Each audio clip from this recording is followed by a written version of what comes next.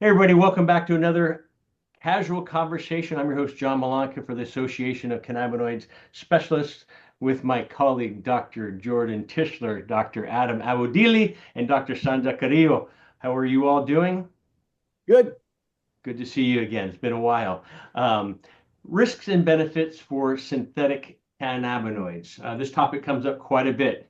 I have access to, and I know we'll continue, but in most people's eyes, a synthetic cannabinoid is Marinol, used generally for pain, I'll say healing, mood, as well as appetite. And it was originally, I don't say developed, but used in the 80s during the AIDS crisis, as well as a lot of cancer patients going through chemo, radiation, et cetera. The laws were saying, well, why should we legalize cannabis? You have a legalized product it is synthetic, called Marinol, that has synthetic THC. Hit and miss. Some people have had success with it. Some people that do not have legal access, I know laws have changed over the years, used it for pain in combination with a plant-based cannabinoid of CBD or other cannabinoids, and using it together. But love to hear your guys' thoughts about that. And have you ever recommended Marinol to any of your patients? And also falls under the category of synthetic cannabinoids, are some not so safe products, uh, K2 and Spice, I believe, and then some of these new cannabinoids in the Delta world for THC. And so, please, love to hear your thoughts on that. One of the things about the sort of THC CBD cannabinoid structure is that it's a fabulously modifiable chemical, right? And so if you add to its long tail, Right. you end up with um, a very potent version of THC, and that sort of gets you into that K2 spice world, Yeah. um, which obviously is very dangerous, and we want to avoid that.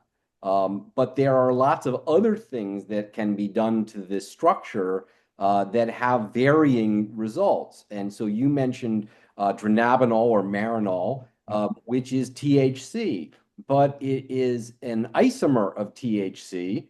And as a result, at least my clinical experience has been that it is not as effective as the cannabinoid or the cannabis-derived version of THC. And people have made the case, and I don't think we really understand just yet whether its lack of success is because it's an isomer versus because it's isolated and not with sort of the other molecules that we get from cannabis. I think that has yet to be elucidated.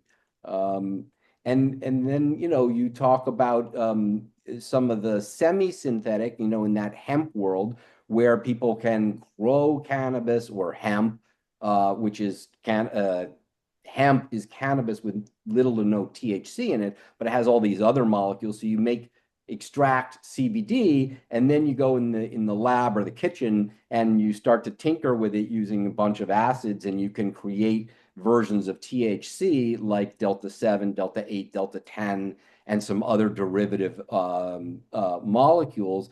And then the question becomes, are those safe inherently? Meaning, do we know anything about those chemicals, as well as, have those products been purified enough to make sure that there are no byproducts in there that may be unsafe? So I think the problem with the term synthetic is it can encompass a wide range of processes, some of which lead to bad outcomes like the K2 spice, and others may, under the right circumstances, actually be perfectly valid ways to create useful chemicals. Does K2 Spice even have a synthetic THC, or what is the I guess the chemical that's in there? Is it? THC, but then they've added additional carbons along that tail. And the longer the tail gets, the more potent it is, and more tightly it binds to our CB receptors.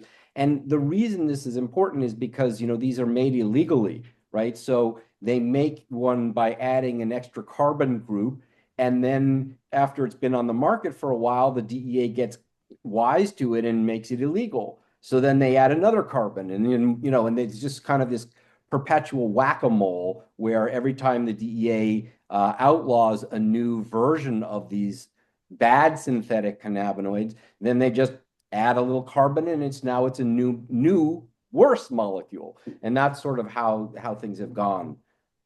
with that. And it's, I think they're targeting, unfortunately, kids 18, and in non-legal cannabis states, where they can go into their local drugstore, local drugs, local liquor store, or their local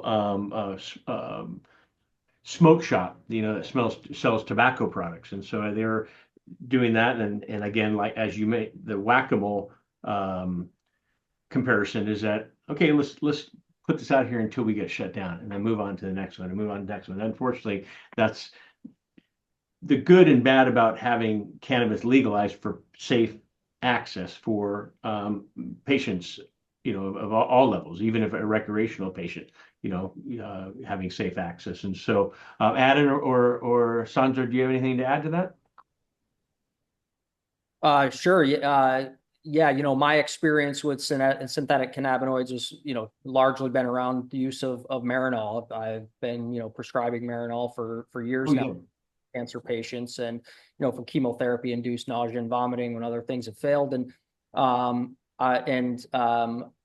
what I can tell you is that it definitely doesn't work for a lot of people. And and also it's also complicated in these patients because in addition to being on Marinol, they're also on 3 or 4 other antiemetics at a time and trying to figure that out. But I have had people who Marinol has failed, in addition to other things, who subsequently found relief with cannabis. So, it was a great kind of, it certainly adds validity and credibility to cannabis-based therapies. But right now, I think it's probably still not as good as the kind of some more whole plant extracts for one reason or the other, whether it's the isomer or whether it's the complexity of the formulation as it relates to other compounds. But I think the synthetic cannabinoids, I think, is really, is going to be the future, it is the future of the pharmaceutical industry that's studying endocannabinoid medicine. I mean, that's really what they're doing. They're taking the molecules, which we know which interact with our cannabinoid receptors, and they're modifying them in ways that have higher affinities. And, the challenging thing is that, as you bind with higher affinity, yes, they have more effect, but that's where then we also start seeing all the side effects. All these things are, just a much higher risk than they are, with straight THC or THC based products, just because of their higher binding affinity. The other thing as it relates to synthetic cannabinoids, which I'm particularly interested in and really quite, excited about, the future of cannabinoid based therapies, is for GI conditions. And the reason is because a lot of the side, the unwanted side effects are because cannabinoids are lipophilic and they cross the blood-brain barrier and they cause the psychotropic, effects. And a lot of the things that, we might find be useful for GI cannabis-based therapies are ones that, maybe don't cross the blood-brain barrier, but, can still affect visceral hypersensation by, working on the same, pain receptors and working on the same cannabinoid receptors, et cetera, as opposed to having a centrally acting, effect. And, a classic example of this is, we've probably all heard or familiar with the story of rimonabant. And, rimonabant was a very potent CB1 receptor blocker, basically an antagonist. And as a result, we know that binding the CB1 can increase appetite and help with anorexia and and hunger and things of such. And so obviously by you think by blocking it, you can have you might have great effects, and it did on obesity. It did have some decent results for patients, but because of the fact that it crossed the blood-brain barrier and had such heavy effects centrally that, it got taken off the market. And this was back in Europe in the early 2000s. It was only on the market for a couple of years. We got taken off the market because of the psychotic symptoms that were associated with it and increased risks of depression, anxiety, and things of such. So, I think that, what we're going to start to learn over time, the limitations of the plant-based cannabinoids and plant-based formulas. And from there, it's going to be up to either, plant-based geneticists or the pharmaceutical industry to find, innovative ways to, have the wonderful positive effects that the cannabinoids can have, while at the same time mitigating some of the things that unfortunately make it a challenge, such as the intoxicating effects and, the possibility of having a, proconvulsive effect in the case of seizures or, some of these things. So, I think that, I do think that it's going to be, the synthetic, which again is about, like you said, as Jordan mentioned, this is a very complex and kind of has multiple silos in it. We talk about synthetics because, of course, then the whole recreational market that is just, most of it's been illegal, or it's been all illegal, meaning they're not even approved drugs. They're chemists that found their ways to create some of these molecules, and they created a lot of businesses on the background of it. But unfortunately, they come with significant risks and several unknown risks as well. So. Have you, any of you, have you ever tried Marinol? And what does it do? I mean, is it the same reaction as? No, huh? no. So, what my patients have always told me is that the problem with Marinol is that you get uncomfortably intoxicated at levels before you start to get any benefits. So the side effects come on sooner and harder than with cannabis. And an interesting thing that I tried at one point was to say, all right, well, look, Marinol is THC of a sort.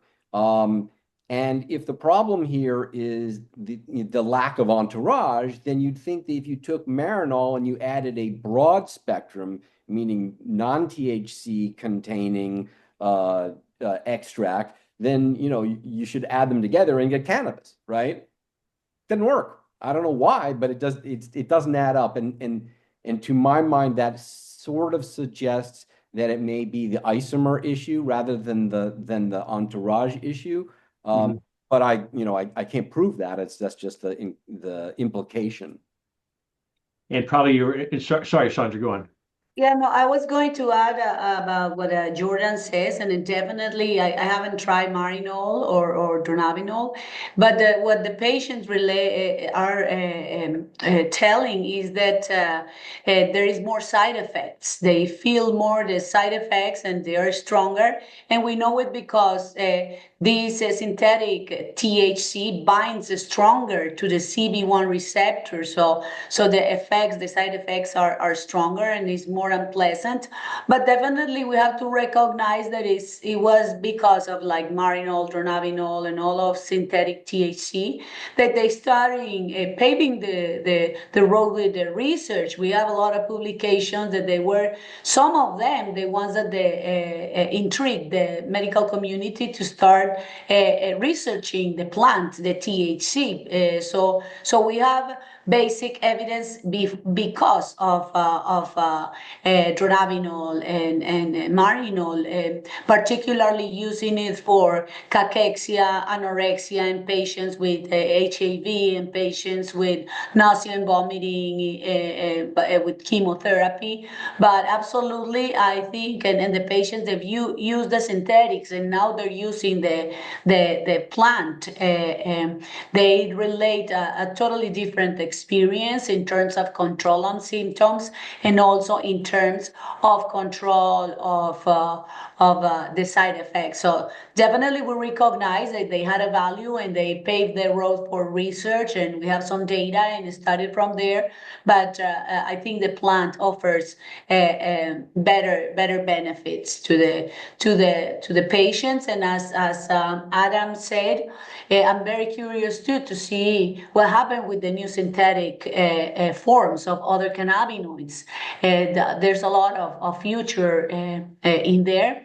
But also, I would like to highlight the importance of doing education about these synthetics, because sometimes the youth they come and say, oh, but the spice is cannabis, and they say the cannabis is therapeutic. So there is like a huge gap in there of misinformation. And some maybe the people that's trying to sell this to the kids are naming it that there is cannabis, but we know that the spice they mix other things in there. So it's incredibly dangerous. And as Jordan said, I mean, the binding to the receptors of also the spice are like 10 times more than what the molecule of the THC from the plant will do when we're using it in the therapeutic context. So it's extremely dangerous, and there is a need for more education to adolescents to understand that these are synthetic products, and they cannot be compared with what we're talking in here that is medical use. You know, we're coming up to our time here, but one last thing, you know, Adam, you were mentioning, and Sandra, you're talking about higher benefits with a plant-based cannabinoid.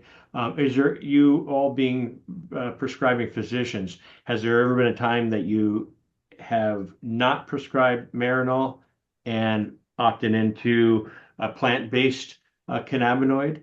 And talking about future, and I'm going to, due to time, throwing two questions here. You know, the future, you know, I think Marinol has been around. I think it was developed or put on the market, brought on the market in 1985. Is that something like that? Is that correct? You know, 40 years. So I think it's we're due for something else up there as well. And Yeah, so like that's if you want to touch on that, then we can say goodbye to our audience and go from there. Go ahead, guys.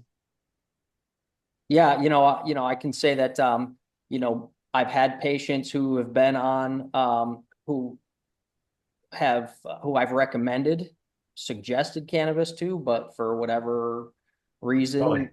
they have said absolutely not, but yet they're willing to trial Marinol. And, several of them, I haven't had a long-term relationship with some of these terminal, patients, but, to really track and get a really good understanding of, what's the course, has been like for them. But there, it's have been some people who have said that, who initially have said absolutely no way, but then they become desperate and they come back and they've trialed it, and we've had success with some of those, and some of those we haven't. And but again, it's again, I just think it's Marinol is if nothing else, it can sometimes be an introduction. It's like cannabis light.